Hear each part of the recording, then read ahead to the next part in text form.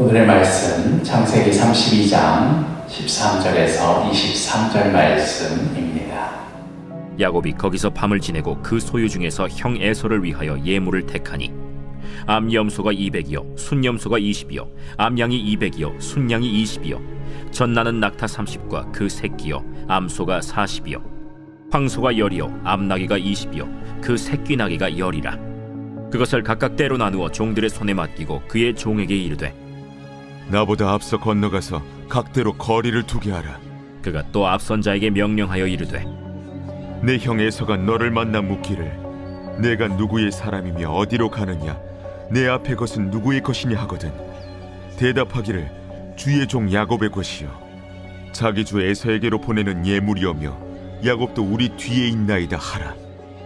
그 둘째와 셋째와 각대를 따라가는 자에게 명령하여 이르되 너희도 에서를 만나거든 곧 이같이 그에게 말하고 또 너희는 말하기를 주의 종 야곱이 우리 뒤에 있다 하라. 내가 내 앞에 보내는 예물로 형의 감정을 분후에 대면하면 형이 혹시 나를 받아주리라. 그 예물은 그의 앞서 보내고 그는 무리 가운데서 밤을 지내다가 밤에 일어나 두 아내와 두 여종과 11 아들을 인도하여 야복 나루를 건널세. 그들을 인도하여 시내를 건너가게 하며 그의 소유도 건너가게 하고. 어제 우리가 묵상한 말씀에서 야곱이 자신에게 닥친 정말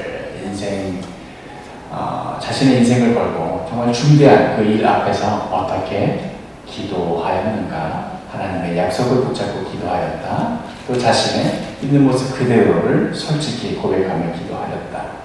이제 그리고 나서 오늘 말씀은 그렇게 간절히 기도하고 난 후에 야곱의 행동이 어떠한 것이었는가 하는 것을 볼 수 있는 그런 본문입니다.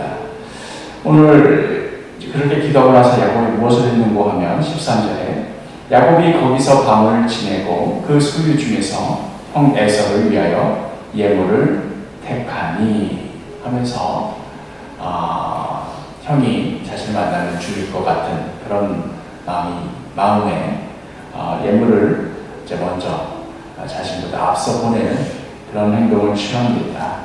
이 행동을 보면서 이것이 과연 기도를 한 후에 할 만한 그런 행동이었는가?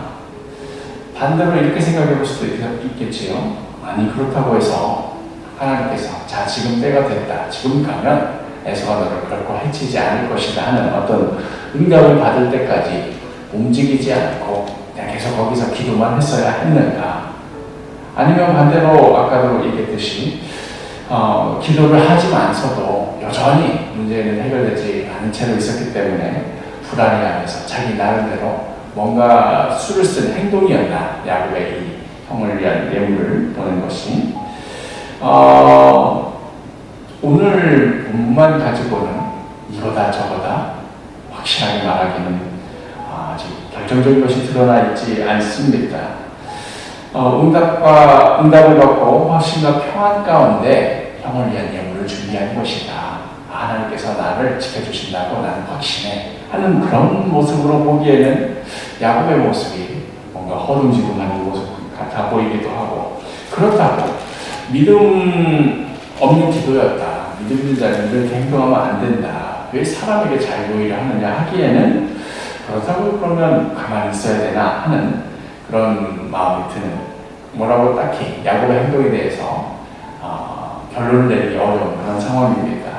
그렇다면 이렇게 한 야곱의 행동의 동기는 무엇이었나? 20절을 보면 또 너희는 말하기를 주의 종 야곱이 우리 뒤에 있다 하라 하니 이는 야곱이 말하기를 내가 내 앞에 보내는 예물로 형의 감정을 푼 후에 대면하면 혹시 나를 받아주리라 함이었더라 하면서 야곱의 그 마음의 진심은 사실상 여전히 형을 두려워하는 가운데 있는, 기도는 하지만서도 여전히 마음의 평안이 없고 확신이 없는 그런 상황이었구나 하는 것을 우리가 엿볼 수 있습니다.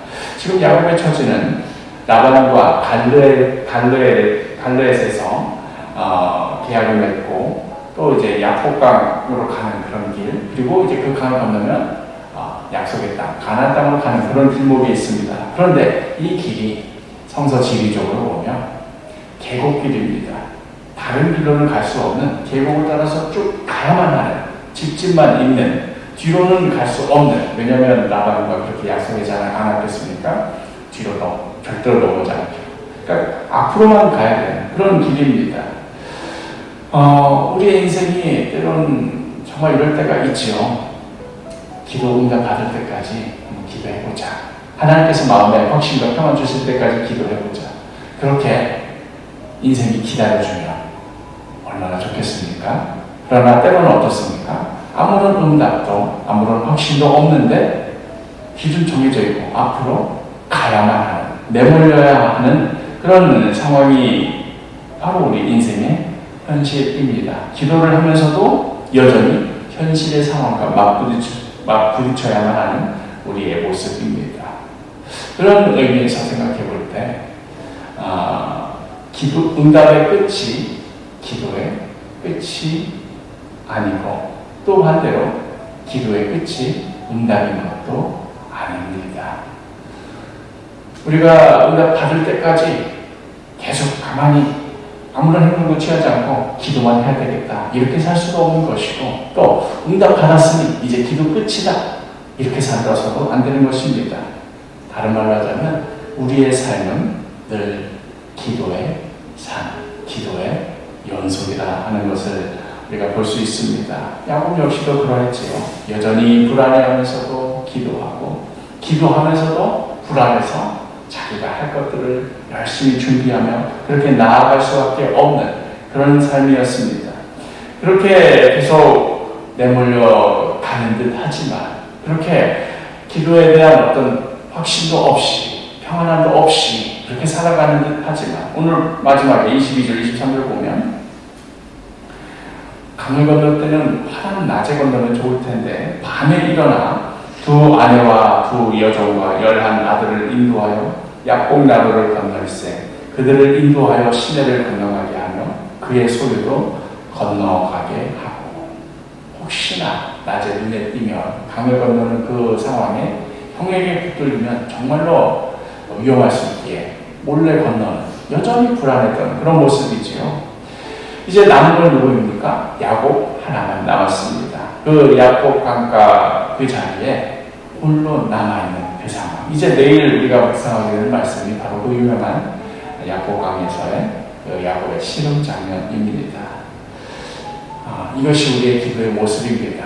응답 받을 때까지 가만히 있을 수도 없고, 또 그렇다고 해서 그냥 기도도 안 하고 내 불안한 마음대로 행동하는 것이 전부이라고 할 수 없는, 그러나 여전히 그 가운데서도 하나님께서 붙드시고 계시다라는 것, 또 하나님의 때에 나 홀로 남아서 더 이상 아무것도 할 수 없을 그때라도 하나님께서 결정적으로 움직이시고, 또 바로 그 시간이 하나님의 결정적인 시간이라는 것.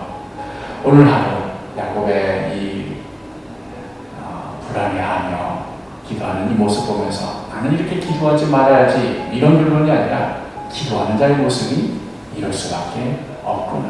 어쩌면 나의 기도의 모습도 이럴 수밖에 없구나.